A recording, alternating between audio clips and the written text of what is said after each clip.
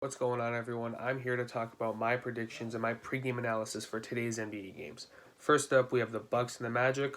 They're both coming in as 6-4 teams. Bucks are 9-point favorites. The Bucks should cover the spread on this one. The Magic have been depleted. They unfortunately lost Markel Fultz, who was really ascending, and it was great for all of basketball to see him ascend after what happened with his time with the Sixers. The Bucks are sixth when it comes to pace. They're tied second when it comes to field goal percentage and second in 3-point percentage. As long as they hit their shots, which I believe they will, because they have a lot of good shooters. The Bucks should easily cover the spread and win this game. The next game we have is the Knicks and the Hornets. The Hornets are 4.5-point favorites. I think they will cover the spread because LaMelo Ball and Gordon Hayward are only becoming a better duo, if you want to call them a duo right now. And the Knicks are somewhat of an up and down team. They've had some decent wins and they've had some pretty bad losses.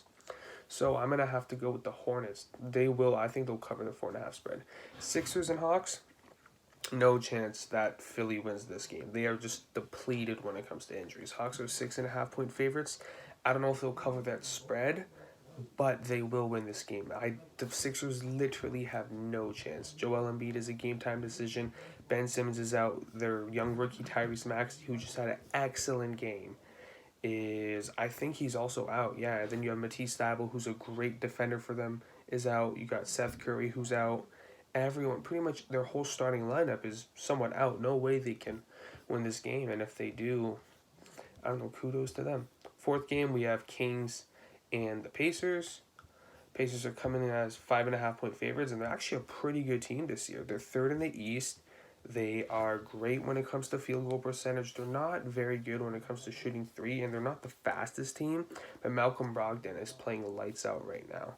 Honestly, and the Kings have a lot of issues when it comes to chemistry, coaching, and then you also have Marvin Bagley's dad calling out the whole organization on Twitter.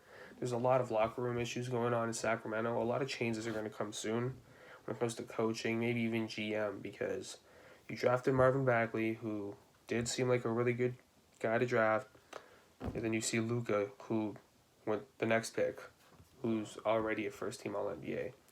So the Pacers should handle the Kings and cover the spread. Suns and Wizards, Suns will cover the spread. They will definitely take care of the Wizards, who are, on paper, a really good team. You got Bradley Beal and Russell Westbrook. It's just they're not playing together. You know, they're first in pace, probably because of the implementation of Westbrook, but what comes with Westbrook's game is that he's very inconsistent and can just break many shots. Right now they're 11th. Both these teams are about the same when it comes to field goal percentage, but the Phoenix Suns are a way better 3-point shooting team. That's the thing that comes with Westbrook as well. He's not a good 3-point shooter. When it comes to rebounding, both are similar. Offensive rebounds, the Wizards are better because you added Westbrook. Passing, they are the second best team in passing, the Washington Wizards, but I don't think that's going to be enough. The Phoenix Suns should and will cover their spread of 5.5. This is a very interesting close game, this next one. You got the Grizzlies and the Cavs, who really aren't teams that no one's talking about because obviously John Morant went out, and I do not believe he's playing for another week or so. The Grizzlies are 14th in the West. Cavs are 7th in the East. Cavs actually might be a play-in team this year. We have the Cavs, who are a very slow team, 28th in the league when it comes to pace.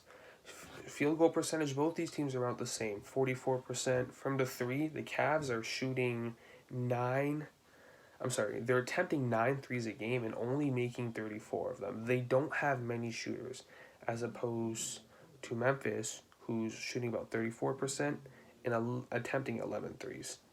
Apart from that, I think the Grizzlies are 2-point favorites. I would say they cover the spread, yeah. It'll be a close game. I'm not expecting a blowout.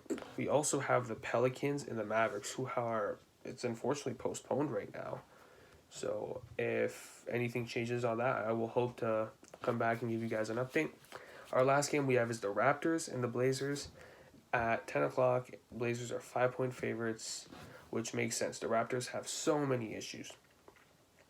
And it's really just came down to them getting rid of their bigs. I mean, Marc Gasol went to the Lakers, And then you had Serge Ibaka go to the Clippers, and it came out that Serge Ibaka actually wanted to stay, but the Raptors weren't willing to offer that contract. And you can see that Siakam is somewhat struggling when it comes to him being like one of Kawhi's disciples, if you want to say, after Kawhi has gone, okay, you're the leader of this team, take us to another deep playoff run. But he has not been able to do that. When it comes to pace, both these teams are about the same. They're not very good shooting teams, apart from three. They're okay from three. The Blazers are incredible from three, 39%. The Blazers will cover their spread because they have a lot of good players. And their record doesn't show, but they're a lot better than 5-4. So yeah, those are all that is all I have today for January 11th NBA games. I'll hopefully be back tomorrow to talk about more games. We have a lot of good games. We got the Celtics and the Bulls because you got Zach LaVine versus Jason Tatum and Jaylen Brown. We got the Heat and the Sixers. Hopefully the Sixers will have more players available. And obviously you got Denver and Brooklyn. And you have the Lakers and Rockets. Those are definitely the best games tomorrow. And I will hopefully be able to talk about all those games for you guys. If you made it to the end, I want to thank everyone for watching this video. And I hope you guys all have a great day. Check out my previous videos. I have other predictions, MVP race, and post-game analysis about yesterday's Rockets-Lakers game. Thanks, guys. Have a good one.